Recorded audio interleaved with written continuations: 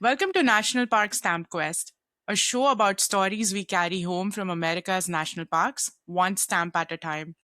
I'm Megha Anhalkar, a PhD chemist who now invests in biotech. But outside of work, my true love has always been America's national parks. The landscape, the wildlife, the night skies, and all those small passport stamps that somehow hold entire memories. Each episode follows the people, memories, mysteries, and quiet moments that make these places stay with us long after we leave. Today, I'm joined by Mike Bezemek, an award winning author and photographer whose work sits at the intersection of adventure, history, public lands, and storytelling. Mike is the author of Mysteries of the National Parks, a book that looks beyond the postcard beauty of the parks and into the strange, sometimes unresolved, many times overlooked, and deeply human stories that held within them. His writing has appeared in multiple outlets such as Outside, Smithsonian Magazine, Men's Journal, National Park Magazine, Blue Ridge, and many others. Across his books and articles, Mike has a way of making place feel active, not just as a backdrop, but as a character with memory, humor, some sort of danger, and a lot of mystery. So, for this episode, we'll talk about why national parks hold mysteries so well and how those mysteries can open the door to science and folklore. Mike, welcome to National Park Stamp Quest. All right, thanks for having me. I'm so excited you're here, Mike. Before we go underground, I'd love to start with you. What drew you to national parks, and when did you realize parks were not just beautiful places, but places full of mystery, wonder, science, and history? Yeah. Well, I'm really lucky. I got to go to some national park units from a very young age. I grew up in the Bay Area in Northern California, and my parents took me to units like Muir Woods, Point Reyes, and Yosemite. And so I already had that kind of foundation. And then I got into the Boy Scouts, and we did a lot of trips, and some of those went to national park units. And then I went to college at UC Davis, and I became an outdoor guide in the college program. And so now I was guiding trips, and some of those were in national park units as well, including Yosemite, which is really cool. And other times they were near national parks, and we might go to the national parks after guiding or just do our own training trips. And we were checking things out pretty widely. So I was out there until I was in my mid 20s, and then I moved to St. Louis, Missouri for graduate school in writing. And in the Midwest, there are a lot of national park units that are a little different, including a series of national rivers, Ozark National Scenic Riverways, Buffalo National River. And so I was exploring new types of units out there. And then eventually we moved down here to the Southeast so my wife could teach at a local university. And in the East, while there are a lot of big, national parks like we've talked about, Acadia, Great Smoky Mountains, and so forth, there's also a lot of history-focused units, and we started to go to those. Um, as a result, I'm also at this time kind of, traveling around the country, road tripping, working, writing magazine articles. And I just by then had known that while certain national parks get a lot of attention, there are other units. Sometimes they're lesser known national park units. Other times they're national monuments, national seashores, lake shores, preserves, and so forth. And those tend not to get as much attention. And so I just really began to try to focus on covering those for magazines and eventually in book form. And as a result, slowly through time, I began to realize there was a type of story happening in these national park units, and a lot of them were mysterious sorts of stories. And I just kind of pivoted to really researching those both through kind of historical sources and then like on the ground with field work. That's awesome. So, I know we are going to discuss one of the mysteries from your book. Set the scene for us. Which park are we entering today? So we're going to talk about Mammoth Cave National Park. That's in Kentucky. And it tends not to get, while it's kind of widely well known, it tends actually not to get a ton of visitors or attention. It averages only about 500,000 visitors. You compare that to like the really big units, they get like 4, 5, 6 million. So, I mean, this is kind of a lesser visited park, but has a really, really cool story. Yeah, for the listeners who may not know it, Mammoth Cave National Park was established on 1st of July 1941. It's located in Kentucky, as Mike mentioned. And it's special because it's the longest cave system in the world that's known, with 426 miles of mapped passageways. And it is very special because the landscape is shaped by limestone, darkness, water, and many, many other things that I'm hoping Mike can talk about. So, Mike, for someone who's never been there, how does it feel to enter the dark, enclosed underground landscape? Yeah. So, if I could, I even step back a bit and just describe a visit to the park in general, which Mhm. actually begins above ground. So, Mammoth Cave is an interesting park because it's kind of in this really remote spot in Kentucky. As you said, it's kind of this southwestern, south central corner of Kentucky. It's also got a name called the Penny Royal Plateau, which almost no one uses, and it Oh, is I this didn't know line. that. Yeah, I know, I know. Yeah. Yeah, I looked that up. I was like, "Where's that Penny Royal Plateau?" It's better just probably to say that the region of Kentucky because no one really uses that anymore. But anyway, so the reason it kind of got that name, this Penny Royal Plateau, these plateaus out there, they're karst landscapes, so they're limestone landscapes. Limestone is, of course, it's a water soluble rock, and so you get a lot of seeps and caves and underground rivers and springs. And so I'd driven past this park and never gone for a long time. Like a lot of people, I was skipping it. My wife and I were skipping past the park. We figured we'd been to caves before. We'd been to caves in karst topography. It was like, why bother with another one? We would go to other places. We'd go kayaking, biking, explore other park units. But then a number of years ago, we got a travel trailer, a camper, and that allowed us to kind of go more places during warm weather. We often will tent camp, and sometimes we'd stay in motels. But because it's a pretty humid, warm climate there from spring to fall. Until we got the camper and we had kind of like, AC to like sleep in, it just wasn't really on our map. But then once we got the camper, I was looking for other units and I started to research places we could take the camper. And Mammoth Cave, I looked at just the website and it just talked a lot about stuff other than the cave tour, including like all these surface trails and adventures and things to check out. And so we eventually did go. We actually went, I think, 3-4 years ago on, like Memorial Day weekend, this very Mhm. weekend, 3-4 years ago. And even then, it being Memorial Day weekend, it was still very, very empty, which is interesting. So as we get there, and then because over the years I've kind of turned this into a job, my wife likes to say my favorite thing to do is just too much, and I'm always like, we got to do everything. And so, we're hiking the front country trails. We're going and checking out the back country. They have mountain biking. We were mountain biking. Um, we went on the river. We went paddling back down to camp. We did all this stuff, and we did go in the cave for just a very basic tour. Because actually the tours do fill up in advance. You have to reserve them, and so if you want to get the really good tours, you actually need to be watching kind of a bit further out. So after 3-4, I think we had 5 nights there, so 4 full days, something like that. We still hadn't seen everything, and I was like, I'm definitely going to be covering this park in multiple ways, but I'm going to have to come back. And so that fall, I did come back, and I did even more stuff. I repeated things, I shot photos, um, and so one of the things I will say is that most of the people that go to the park, that 500,000, they mostly just come in vehicles or tour groups. They go on their cave tour and then they leave. They don't ever see the other parts of the park, but there's like 85 square miles of surface area. This is kind of a woodland park, so it's like rolling hardwood forests. When it leaves out in the spring, it's like very green and dense, almost looks like a rainforest. It's more of like it's not quite a rainforest, but it gets a lot of rain. And so they have these front country trails. And what's interesting about these front country trails is that they you can hike around the above the cave, and you'll understand how the cave formed. And the way the cave formed has to do with a cap rock above. It's called Big Clifty Sandstone, and this cap rock is impermeable to water. It doesn't dissolve, and the rain just washes off of it. But over time, you do get like a crack or a sinkhole, and water will all funnel into that one sinkhole. And now it's going down into the cave system, and below it's limestone. And limestone is water soluble. And so it erodes these large caverns and creates these underground rivers. Now, the reason that Mammoth Cave has these large dry caverns is those are the uppermost caverns. They formed millions of years ago and they've eroded for the longest. The water, the rainwater, the runoff that permeates down into the caverns, it just keeps going down into lower levels now.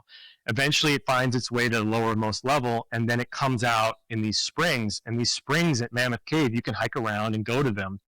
and they're really big, and they have names like Echo River, River Styx, and you just see these large springs forming these tiny little creeks that flow then out into the river. That river is called the Green River.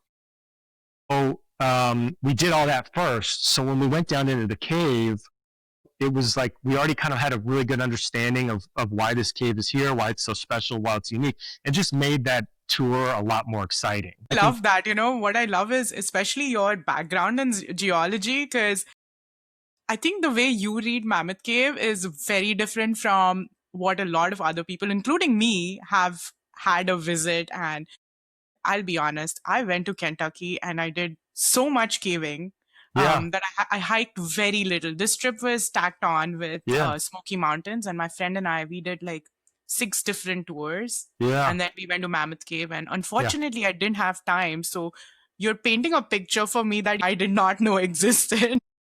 Most people don't realize it, right? Because they just hear Mammoth Cave National Park. They go straight to the cave. They go to the parking lot. They go in the visitor center. They walk out to where the groups meet, and then they walk down that path, and they go in the cave entrance. All that's really, really cool.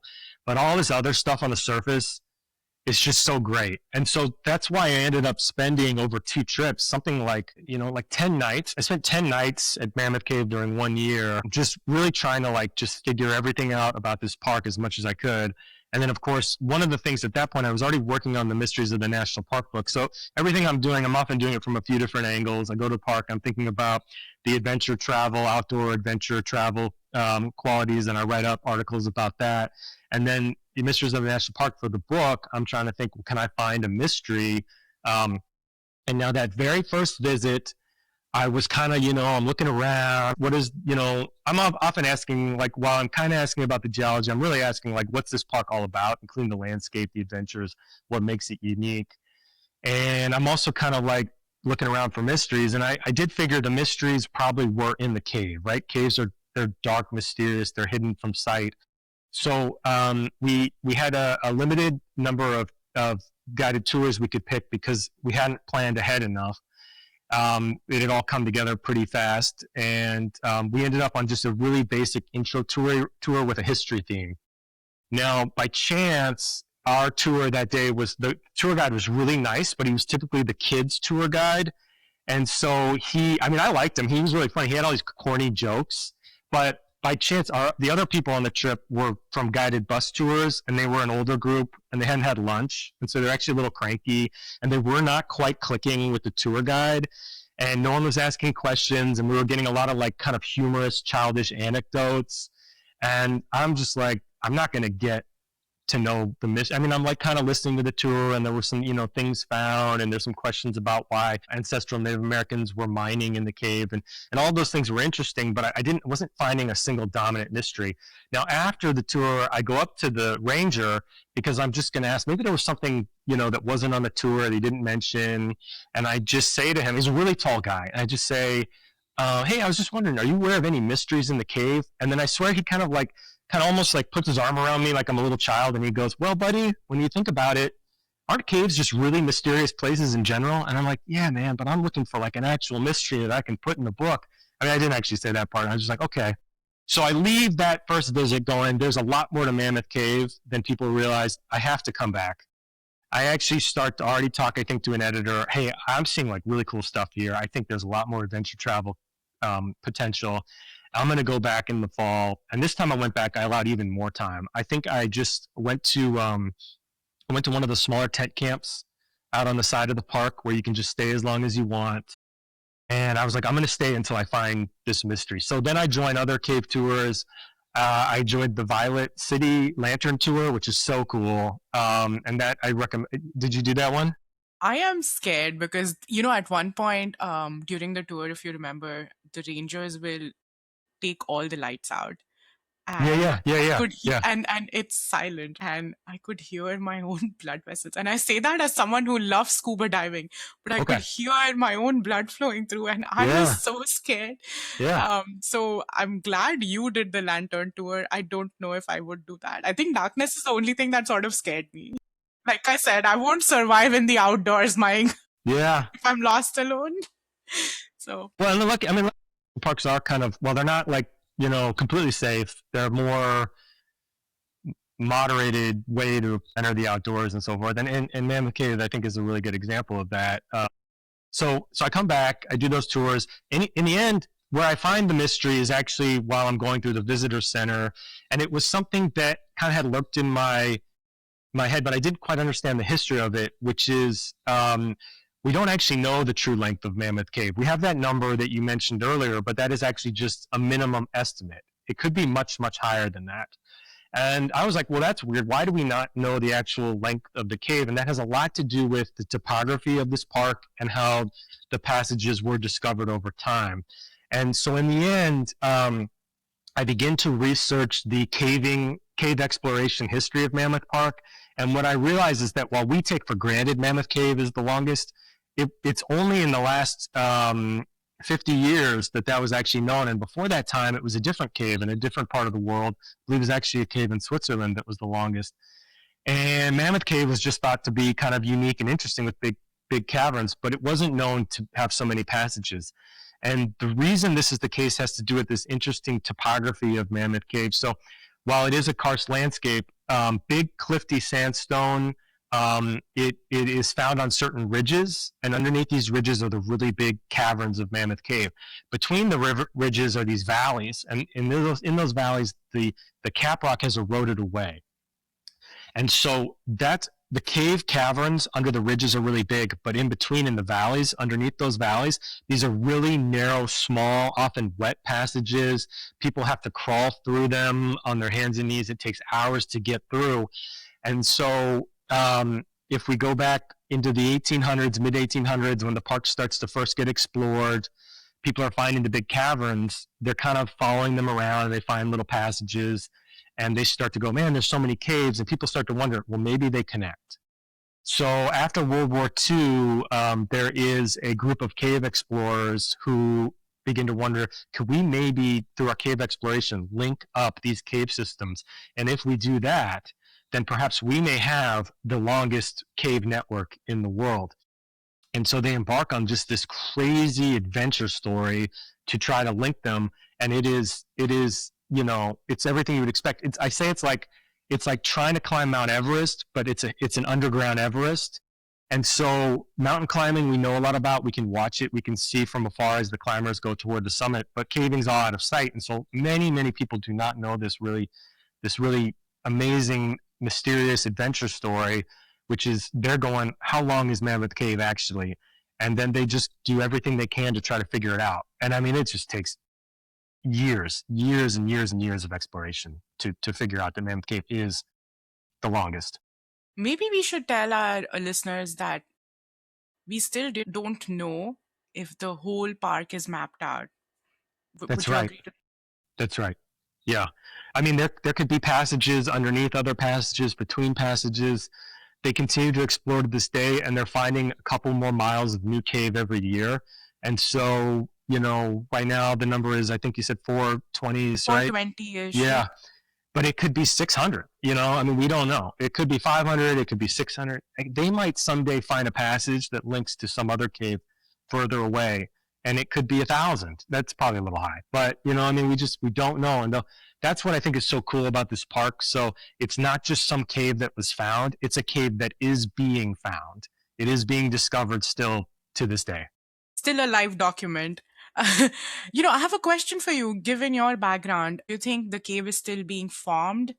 And how long would it have taken for this cave to become the size that we know of today?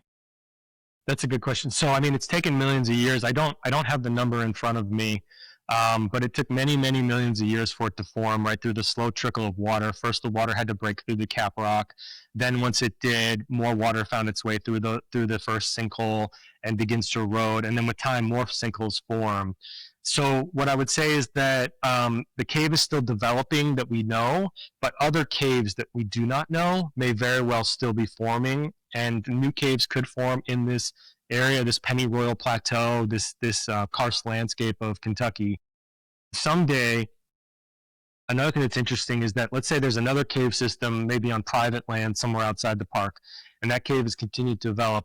Someday, underground, new connections to other existing cave passages could be made by the flow of water dissolving the limestone. Just like if you think about a river, a river continues to erode. A good example might be the Mississippi River. We know a lot of us have seen like the satellite image of all those meanders. And occasionally a meander cuts off and the river takes a new course or direction.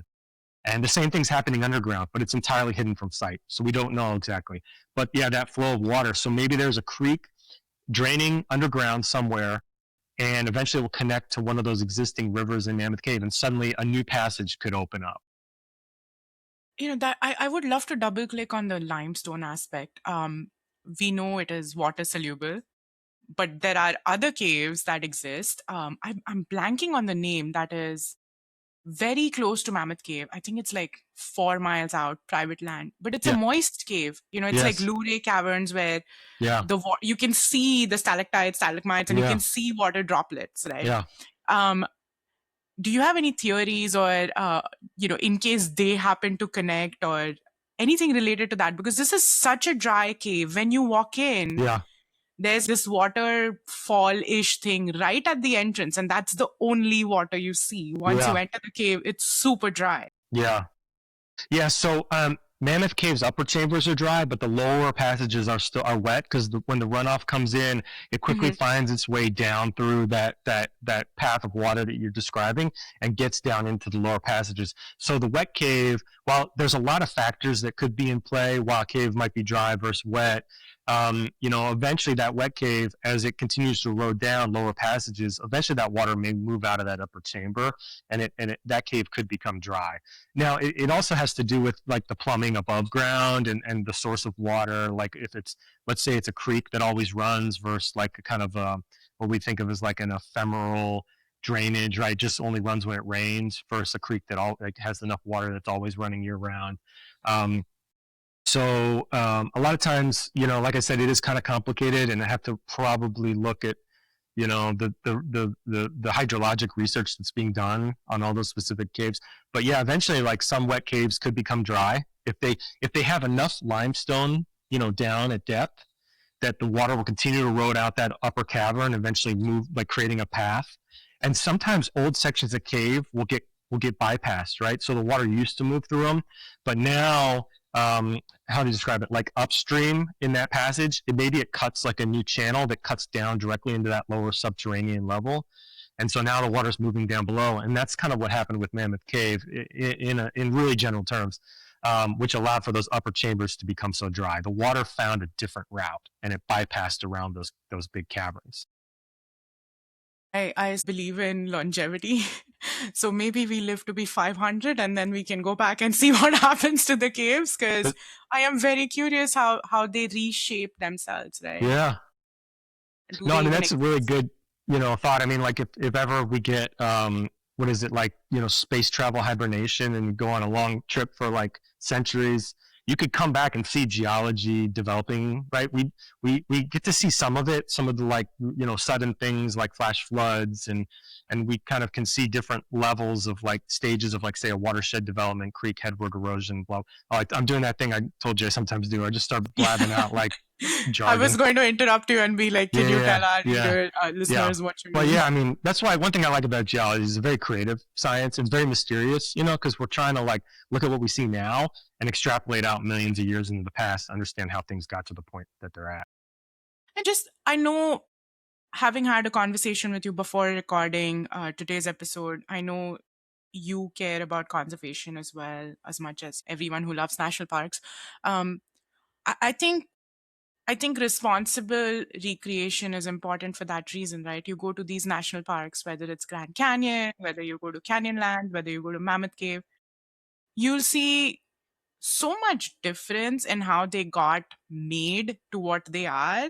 Yeah. And I hope it wows you that it's been millions and millions of years of existence, that you can actually see, right? It's been tracked. You can see different layers in mountains or caves, and you're like, wow, I need to save this for next generations to enjoy.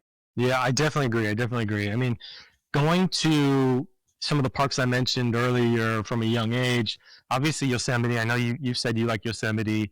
Yosemite has just this, fabulous geology, the mix of glaciers carving granite. And I remember going to that from a young age.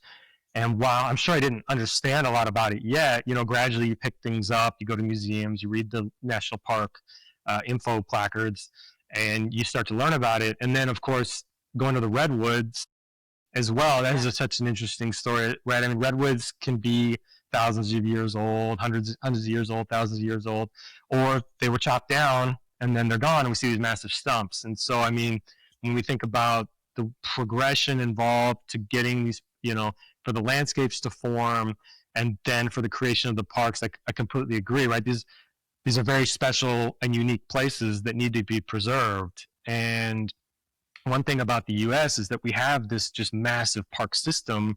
While other countries do have parks, it's not always exactly the same. It kind of depends on the level of development in the country and the spread of sort of development before they started to establish their parks.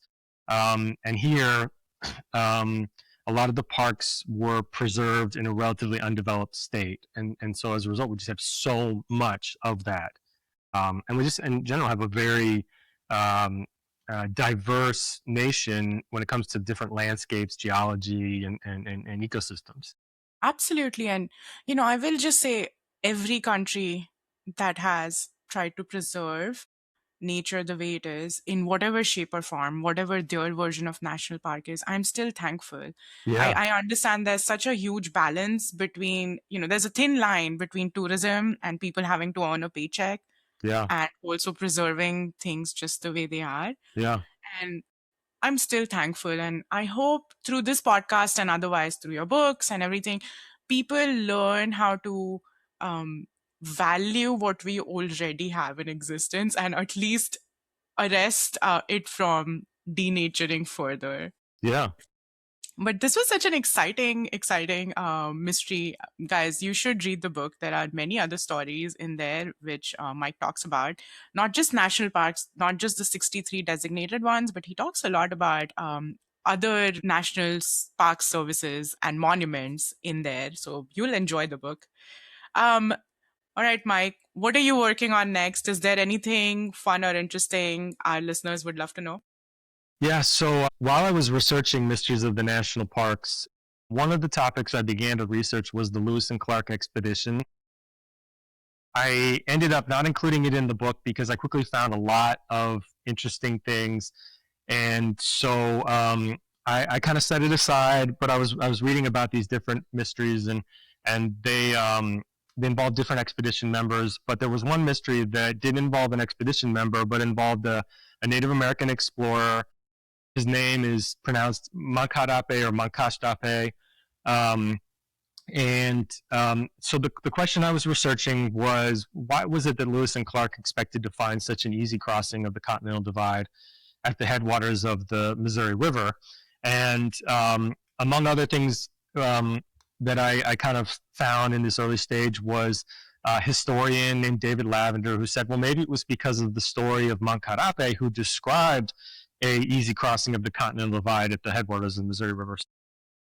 For that reason, Moncacht-Apé's story was generally dismissed.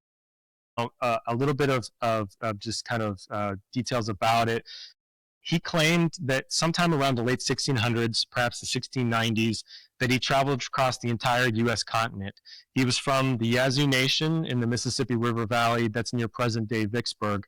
And he describes that after the death of his children and his wife, which was probably due to the introduction of European diseases from early French explorers, he kind of hints at a listless period where he ultimately decides that he wants to seek out the homeland of his ancestors. Now, he's told by oral history, the Yazoo oral history says, that's somewhere in the far northwest. And so he actually starts to travel. Now, he first goes into the known lands of the East, and he spends 3 years doing that. He had traveled to visit with neighbors, the Chickasaw, and they didn't know a lot about the ancestral stories, but they did know a route that he could take to get out to the Atlantic Ocean. It's a long route kind of leading up the Ohio River. And so he goes out there, he sees the ocean, he has a lot of adventures, he makes a friend with an Abenaki man. And then he comes home and he learns a lot about traveling, but he didn't quite find out the answer he he wanted. And so he's ultimately going to take another trip. Now, this one's going to last 5 years, and he's going to go out to the west and reach the Pacific Ocean in the Pacific Northwest. Now, as he heads west, his descriptions become less clear and doesn't use names for tribes or for various places because he's now encountering new languages that he doesn't know, and he describes having a harder time communicating. I should mention that Moncacht-Apé, his job was as an interpreter because he knew so many native languages. And his name means the killer of difficulties or fatigue. So that just describes someone who's like quite a has quite a bit of potential as a long distance athlete.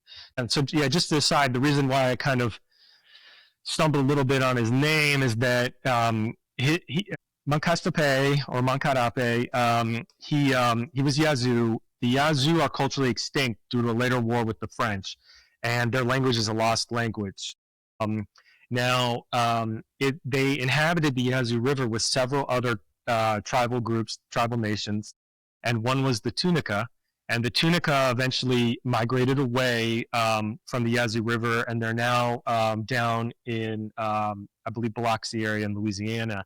And it's theorized that Yazoo may be similar to the Tunica language.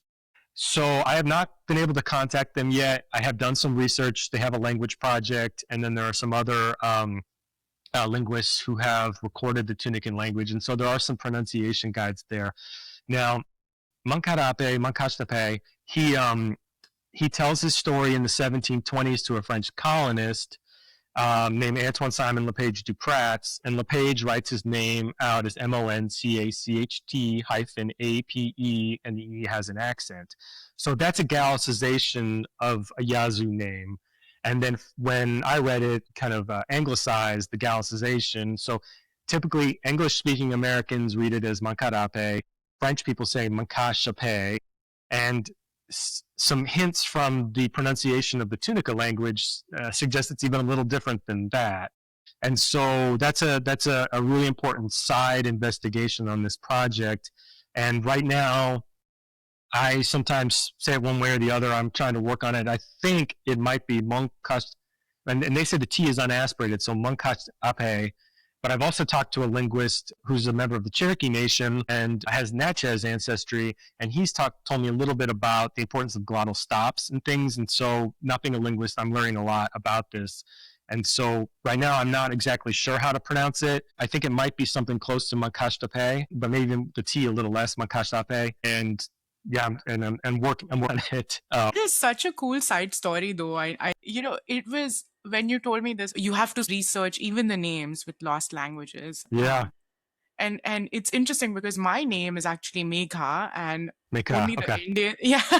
only the Indians in the US call me that. Yeah. In fact, I call myself Megha now. Megha, yeah. So when I go back to India and I say, "Oh yeah, I'm Megha Anhelkar," and everyone's like, "What?" And they're like, "What? Who?" Yeah, that name makes no sense. sense. That American girl, Megan.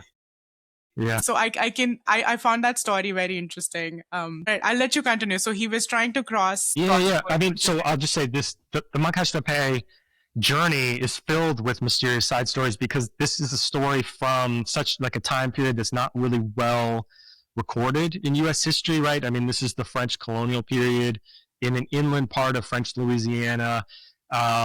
And so there are a ton of mysteries and a ton of gaps and things that kind of need to be figured out. And so he tells his story to a French colonist in the 1720s in Natchez, which is it's home of the Natchez Nation. And actually, pronunciation, Natchez is an anglicization of what they say. They say Nachi. They call themselves the Nachi. And so I need to work on that as well. A lot of these stories I first came across reading them, and when you read them, you pronounce things the way you typically read them or hear them or say them. So he tells his story to Antoine Simon Lepage Dupratz in Natchez. Typically the settlement is called Natchez because of the anglicization, and the people are called Nachi.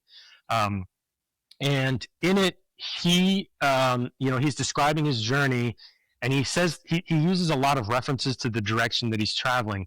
Now, they do write that it is the Missouri River, And this is why his story gets dismissed for multiple reasons. And it includes geographic inconsistencies, but also it includes, frankly, racism and nationalism, right? There are people that wanted to elevate Lewis and Clark above all others, and there are people that just don't believe that Moncacht-Apé, being a Native American, can travel like white explorers. And while some are very complimentary of him, others just dismiss him as some primitive individual who could not possibly have done this.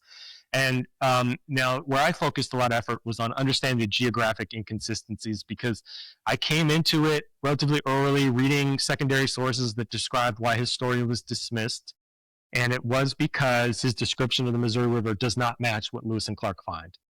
Moncacht-Apé describes generally walking in a northwesterly direction along a river, and then he meets a party of hunters called the Otters, and they show him a better way to cross over to the river going to the west, so that's the Continental Divide, and he doesn't describe like really, really challenging mountains. Instead, Lewis and Clark take about a month to get over the Bitterroots, and it is a very tough route to go. The mountains are very rugged, rocky, the route is very twisting and hard to follow. It doesn't match. So after Lewis and Clark come home, and I'll mention one other little thing. Lewis and Clark actually carried a copy of LePage's book, so they knew the Moncacht-Apé narrative, and perhaps they hoped that that indicated that the headwaters of the Missouri River, they would find an easy crossing. When they don't find it, they come home, and the Moncacht-Apé story tends to just get forgotten and dismissed. Occasionally, historians pick it up, and they're quite dismissive and sometimes even insulting toward Moncacht-Apé. So I got a hold of the account and I read it. And because I've spent so much time working around the country, whether it was on the Mysteries of the National Park book, or I'd also followed the river routes of John Wesley Powell, I'd explored the overland network known as the Outlaw Trail, and through those, and then I also spent a lot of time going to ancestral and native sites around the country, ancestral Puebloan ruins and so forth. And then I'd looked into stories of fur trappers, Lewis and Clark, Oregon Trail. So I'm really interested in adventurous history, and so I'd spent a lot of time doing this. And when I read his description, I go, well, wait a second. He's not describing the Missouri. He's very clear about the direction that he's always traveling. And I go, and the Missouri makes this big far bend to the north, and it's a really different course than what he's describing. And then he says there are mountains to his right or to the north, and he's always following this one river and always goes pretty much to the northwest overall. And I'm like, well, wait a second, that's not the Missouri River, but that is a perfect match for the Platte. The Platte River, the North Platte, and the Sweetwater will become the most historic overland route in U.S. history. This will come to be called the Oregon Trail. Now, when the Oregon Trail history is typically described, it's completely ignored or forgotten that the Oregon Trail route was based on a native trade route that existed for centuries, if not millennia. So Moncacht-Apé, being a friendly, curious explorer, he describes spending time with tribes to learn their language so that when he goes to the next tribe, he'll be able to converse with them. He's always inquiring about the right route to take. It makes sense that he would follow the preferred overland route of travel. There is no reason for him to go up the Missouri. The Missouri was chosen by Lewis and Clark because they went in boats and they were looking for a mythical Northwest Passage, an interior continental water route. It did not exist. And so they were really on the wrong route for what they were doing. Moncacht-Apé, he would take the right route because he meets with tribes who describe the route to him. Now, why did the river name get mixed up? Well, at the time that he tells his story in the 1720s and even into the 1750s, LePage stays another 10 years in the colony. He goes back to France sometime in the 1730s. He then describes having some hardships in his life. It's unclear. And his friends encourage him to write a memoir about his time in Louisiana. There's not much known about that time period. By the time he first publishes on this topic, it's the early 1750s. Even at that time that he publishes this story, the true course of the Missouri River is still not known to the French and white Americans. They do not know it. It's going to not be until Lewis and Clark go in the early 1800s that they're actually going to figure out the full course of that river. The Platte River on maps of the 1700s, sometimes it's there, sometimes it isn't. And also when you look at these maps, I've collected hundreds of maps, sometimes they're drawing the Missouri with a course similar to the Platte. Other times they're drawing it more like it turns out to be. It just seems like there's a lot of plausible reasons for a mix-up. Plus, Moncacht-Apé, he would have been using native names for the river, and by the time a name gets settled on back in French Louisiana, he may very well have been, someone shows him a map and says, well, hey, look, it goes across the plains like this. He looks at it, he goes, okay, maybe that is the one I was on. There's reasons for a mishap, and that's another important side investigation. I'm actually going to an historical archive in a couple weeks to continue researching that. And I have more about it, but I'm still in the process of developing that part of the theory. Okay, so so basically, my theory is that there was this. I call it my route shift theory. This route is only 300 miles to the south of many parts of the Lewis and Clark route, and it is such a good fit. So when I discovered this, it was during research for the Mysteries of the National Park. I set it aside, and once that book was done, I began to tackle this. There's a few other elements to that, and they're all in that art. I have a feature article out with Outside Magazine. It's in their summer 2026 issue, and in it I present a lot of the interesting discoveries made so far. So I was here at home when I discovered it. Just as a side note, there is a sad personal side to this. I was actually here in this house a lot because my mom was sick and I became her caregiver through what became a terminal illness. She had a really tough end of life. And this was one of the last stories I actually got to tell her. And she was very interested in it. She's always very interested in Native American history, including many of the tragic elements. And this is a different story. This is like an uplifting story of exploration and adventure. And so I decided that I was going to just do this project. My mom left me some money, and I just self-funded all the early stages of this project for the first couple of years because I strongly believe that this journey happened, and that by recognizing this shifted route, that perhaps I could help settle the debate. So my theory was a lot of these past U.S. historians had not sought out native knowledge. They had not tried to identify the tribes or speak to them.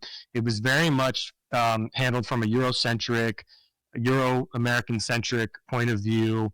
And even then, I felt that accounts of fur trappers are given more benefit of doubt and leniency than this individual's story. And so what I wondered was perhaps I could try to identify the descendants of the tribes that Moncacht-Apé visited with and bring the account to them, and we could see what together we might find. And so I began by going down to the Gulf Coast, Old French Louisiana, where I attended the Natchez powwow, and I spoke with some descendants. And while we didn't make a ton of progress on that first visit, it was a good visit to set the tone for what might happen. They were very curious and interested. We've since spoken some more, and it was just, their excitement kind of fueled me. I came home. I really continued to develop the theory, and one big thing I had to figure out was who the otters are. I'm not going to actually give that away right now, if that's okay. That's in the Outside article, and I promised Outside I was not going to give everything away. It's in the article, but I did go meet with who I believe are the descendants of the otters. We made a lot of fascinating discoveries. I then worked with some fur trapper experts to try to identify the routes they were following, because they were often guided by native guides. And those folks knew the routes that Moncacht-Apé would have been told about. From there, I believe I identified the rivers that go to the west and the tribes that he met with as he continued west. And my work took me all the way out to the Pacific Northwest coast, where I eventually did stop. I'd been out at that point I spent 6 months on the road last year, and I was like, okay, winter's coming. I got to take a break. And so this year I'm going back out, and I'm going to continue the work as I continue to identify some of the last sort of mysteries in his account. So that is such a special story. I mean, not only because the story itself of the expedition is special, but also your personal connection to it. Mike, I hope you write it into a book. Personally, I love books, so yeah, no, that's definitely the goal. I'm starting with articles. It's complicated. And, one thing I found was that when I went out into the country, I didn't know how people would respond, but like 90% of the people were so excited, so thrilled, so supportive and interesting. And they offered suggestions and advice, including when I was in Natchez, there was a Lewis and Clark reenacting group, and I went over there and I didn't know how they would respond. Would they feel that this was like kind of like, something they weren't interested in or kind of challenged the legacy of Lewis and Clark? And no, they were like, man, this is cool. And actually a guy dressed up like one of the Lewis and Clark expedition members, as I'm telling him the story, he just blurts out, and here I'll mention this, he just blurts out. So a large part of my theory is that if Moncacht-Apé followed what became the Oregon Trail, he crossed the Continental Divide at South Pass. South Pass is a hill. It's such a gradual, easy crossing of the Continental Divide. And that was part of why I was like, well, of course this account wouldn't draw attention to that, because there's not a lot to that. It's an easy crossing. It's in the desert, but he's not going by wagon, and he knew to follow water courses, and he was very good on his feet. And so, I kind of presented some details, and then this guy named Tom just goes, do you think he went over South Pass? And I'm like, yes, exactly. And he goes, well, it just makes sense. He's like, why would he go over the Missouri? And I'm like, dude, you get it.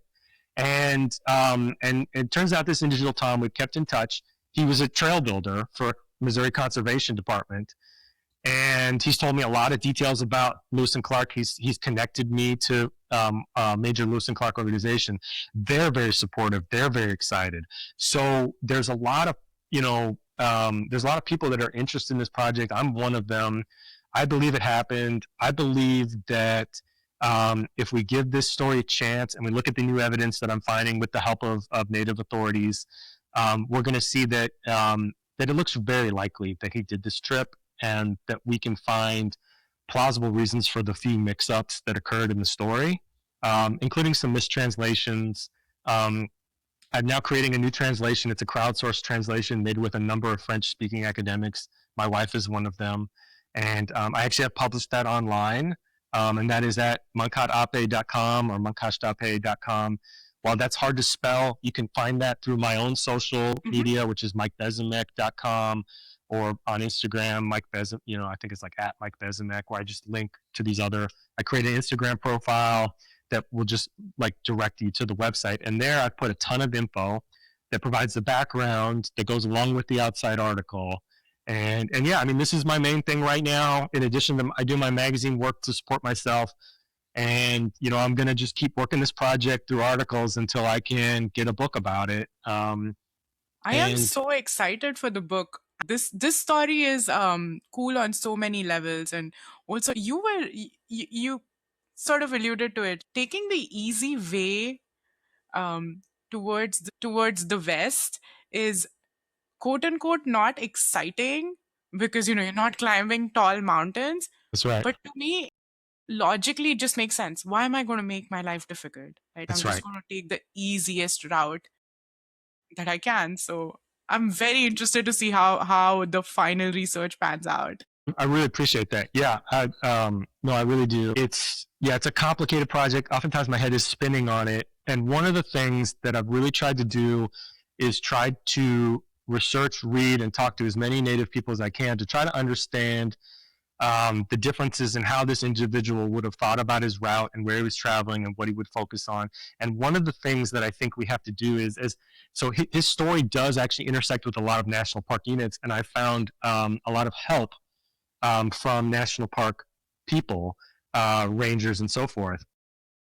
But our modern approach to the national parks is very much one of scenic viewpoints, rugged mountains, right? We drive up these steep roads to get higher on the mountain to then do a trailhead that takes us to the peak. And for the most part, those areas were not, well, they were considered scenery. Everything was beautiful in the pre-development era, right? Before we paved everything and built all these urban areas. And so scenery was a luxury that was everywhere, but also they need not go to high elevations to find it. They would find it in the valleys where the food was at. They would stay, I mean, Moncacht-Apé hiked probably 15 to 20 miles on average a day. He's hungry. He's not going to go hike up a viewpoint, just do it. He's going to stay where the food's at. He's a good hunter. He also needs water supplies. And at that time, all the lower rivers would have, if not the main river was muddy, tributaries would have all been drinkable, right? And later with time, we actually find there's pollution in them. And so things were just very different. So it's like we have to kind of unthink a lot of the things that we think to think like him and to think about what were his priorities. His priorities were not necessarily mountains and some of the things we think about, but staying close to food, staying close to paths of least resistance. Another thing that comes up, and this actually becomes a very critical piece of circumstantial evidence, is that, and this is why I like to go to the, whether it's the parks or whatever I'm writing about, I try to go everywhere that I'm writing about it, and which is a lot of time on the road, but it reveals things to me that I would not have expected. And one of those things is I went down to where the Yazoo homeland village was and learned about how soft the sediments are there. This kind of sets Moncacht-Apé on a course that he's going to seek out softer trails. And sure enough, he gives us details about the 2 times that he's walking over hard rock because it hurts his feet. And this has proved to be critical to identifying and confirming that this shifted route along the North Platte Sweetwater is correct. Because I was able, with my wife, we were able to find the Hard Rock Mountains that he describes in the West as a major landmark. They're known to Oregon Trail people. And once again, I'm going to leave this. It's in the outside article. But when we found them, it was such a sudden jaw-dropping moment where we'd spent weeks looking for these mountains. I knew there were mountains to the right, to the north from my past work. I didn't know which mountains he was talking about. And that was a really important part to once finding them going, okay, well then what would his next steps have been from here? And one thing I was doing is I was hiking up to high points to get a view of the land. That was kind of fun actually. And I was going to national park units that necessarily he would not have visited. And the reason why I'm trying to think, well, he would not go to this. And an example is later he's going to have to cross a set of mountains, and it's in an area that we just really don't think about as being a gradual pass. But I walked over it, and to the north is the Grand Tetons, great park. Everyone's focused on those mountains, right? They're focused on walking a different way. While they knew them, they knew them as landmarks. They're trying to find an easier path to avoid going over the hard parts of the mountains. And so that's what I was looking for. It was different because usually as an outdoor writer, I'm trying to seek out the most remote, difficult, rugged spots. And this time I was trying to think, what's the most energy conserving route that one could follow through this area? Awesome. So excited. Before I let you go, Mike, I have to ask you this. Do you have a favorite national park or a favorite stamp in your passport? I know you have a good story with this. Yeah, well, yeah. So I do have some favorite parks, and yeah, I don't gather the passport stamps, but I am on a mission to go to all the parks. So, and I'm approaching the park system broadly. So I actually count all the units. And so there's I think 433, I wrote it down, 433 current units. I've been to 164 units. Only about 40 of those are national parks. I have many gaps, especially in the North, Alaska and so forth. But yeah, over the years, people have asked, assumed I'm a national park passport person. I very well could have been. I just didn't really, gather them, and I just go. And so recently, let's see, last summer, I think my wife and I were at the Ulysses S. Grant National Historic Site in St. Louis, and we met a woman who's been to 400 plus units. I don't remember if she grabs the passport either, the stamps, but she's just focused on the same thing. And she's retired now, and she's going to try to get close to the true number, but it may not be possible to hit the full 433. And then last couple summers ago, we were in Philadelphia, which is kind of in the news a lot this year with the US 250th. And by chance, we got to go to the tiniest national park unit in the system. That's Thaddeus Kosciuszko National Memorial. It's an old colonial building, essentially. And we were in there for a while, and we were talking with one of the rangers. I love talking to the rangers, especially at the lesser-known sites, because they often have really interesting stories of the places they've worked. And we were talking, and then to the ranger, he's a really cool guy, and he worked so many places, and we had a lot of similar favorite places. And then a woman came in, and she was definitely a passport stamp person. She was annoyed that she couldn't get the, we were talking, and so she actually grabbed the stamp off the table and stamped it herself and stormed out. And I was like, that's kind of funny. And she didn't even look at the unit. So, one thing I like about the stamp system is it gets people going to the other units, the lesser known ones. And then, yeah, I think most people I've met, like the woman at Ulysses S. Grant, they're spending a lot of time in the units.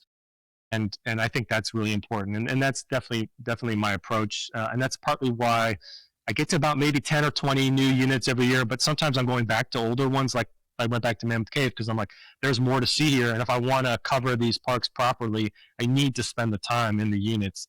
So favorites, I'd say maybe I have three favorites. One was Yosemite from going there from such a young age. I've been there many times.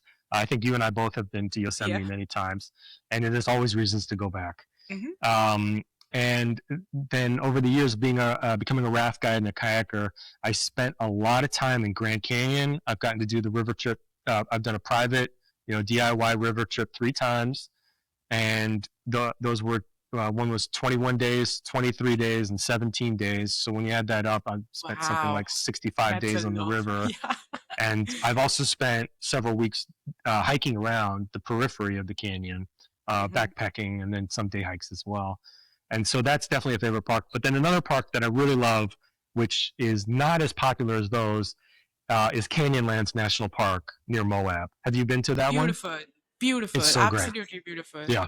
Um, I was there with a friend of mine, Rachel, and you won't believe this. It rained earlier in the day, and the weather there is sort of Yeah. unpredictable.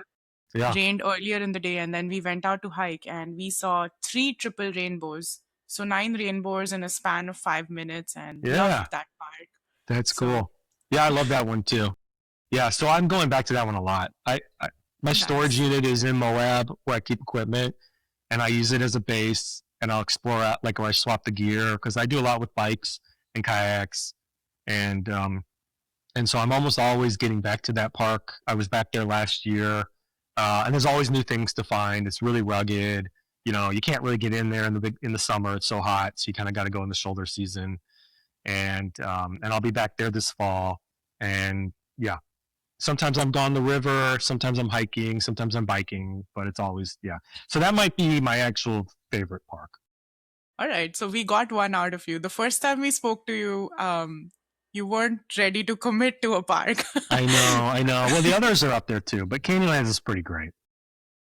Well, that was Mike for us, taking us through Mammoth Cave National Park and multiple other different parks and into the mystery, the geology, and human stories hidden beneath the surface.